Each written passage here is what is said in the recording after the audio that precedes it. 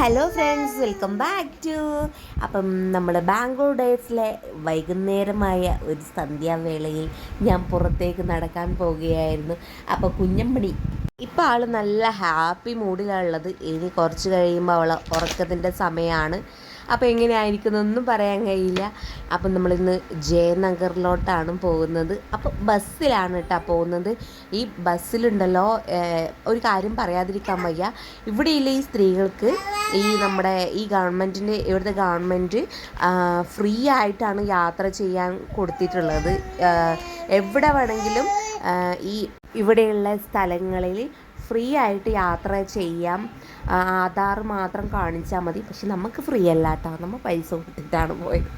അപ്പോൾ ജയനഗറിലോട്ടാണ് പോകുന്നത്. ജയനഗറിൽ നമുക്കറിയാം, എവിടെ തൊട്ട് എവിടെ അവസാനിപ്പിക്കണം എന്നറിയാത്ത സാധനങ്ങളും ആൾക്കാരും ആണ്. നിറയെ ആൾക്കാരാണ് ഉള്ളത്. അപ്പം ഇന്ന് സൺഡേ അല്ലാത്തതുകൊണ്ട് കുറച്ച് കുറവാണെന്നാണ് പറയുന്നത്. അപ്പം ബാക്കി സൺഡേ ഡേയ്സ് ഇവിടെ മൊത്തം ആൾക്കാരായിരിക്കും. അപ്പം നമുക്ക് ഇവിടേക്ക് ഒന്ന് കണ്ടിട്ട് വരാം. അപ്പം നേരെ കണ്ട ചെരുപ്പ് കടയിലേക്ക് ഞാനൊന്ന് കയറിയതേ ഉള്ളൂ. ഭയങ്കര റേറ്റാണ് ഗൈസ്. നമ്മൾ വിചാരിക്കുന്ന കണക്ക് ഇവിടെ വലിയ വിലക്കുറവുണ്ടോയെന്ന് ചോദിച്ചാൽ വലിയ വിലക്കുറവൊന്നുമില്ല. അപ്പോൾ ക്രിസ്മസ് ആയതുകൊണ്ട് നല്ല പോലെ ക്രിസ്മസിൻ്റെ സാധനങ്ങൾ നിരത്തി വെച്ചിട്ടുണ്ട്. നല്ല ഭംഗിയുണ്ട് കാണാൻ വേണ്ടിയിട്ട്. അപ്പോൾ ക്രിസ്മസിൻ്റെ കുറേ ഷോപ്പൊക്കെ ഉണ്ടായിരുന്നു. അങ്ങനെ മൊത്തം ചുറ്റി കറങ്ങിയിട്ടുണ്ടായിരുന്നു. പക്ഷെ വീഡിയോ കുറേയൊക്കെ എടുക്കാൻ പറ്റിയില്ല. വൈകുന്നേരം സമയമായതുകൊണ്ട് നല്ല തണുപ്പുണ്ടായിരുന്നു. ഒരു എന്താ പറയുക, സെക്ടർ, അതാണ് മോൾക്ക് സെക്ടർ ഇട്ട് കൊടുത്ത്. വീട്ടിൽ നിന്ന് ഇറങ്ങുമ്പോൾ ചേച്ചി പറഞ്ഞായിരുന്നു സെക്ടർ ഇട്ടോ, നല്ല തണുപ്പുണ്ടാവുമെന്ന്. അപ്പോൾ അതുപോലെ തന്നെ നല്ല തണുപ്പുണ്ടായിരുന്നു. പിന്നെ അപ്പോൾ ഒരുപാട് ചെരുപ്പും ഒരുപാട് ബാഗും അതുപോലെ ഒരുപാട് ഡ്രസ്സൊക്കെ ഉണ്ടായിരുന്നു.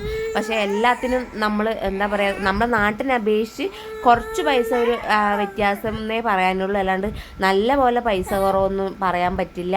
ഒരു 300-ന് മുകളിലോട്ട് ഒരു എന്താ പറയുക, ഒരു നോർമൽ നല്ല ഡ്രസ്സിനൊക്കെ 800 ആ ഒരു റേറ്റ് ആയിരുന്നു. ഇത് ചെറിയ ചെറിയ കുട്ടിക്കുപ്പായങ്ങളുണ്ടായിരുന്നു.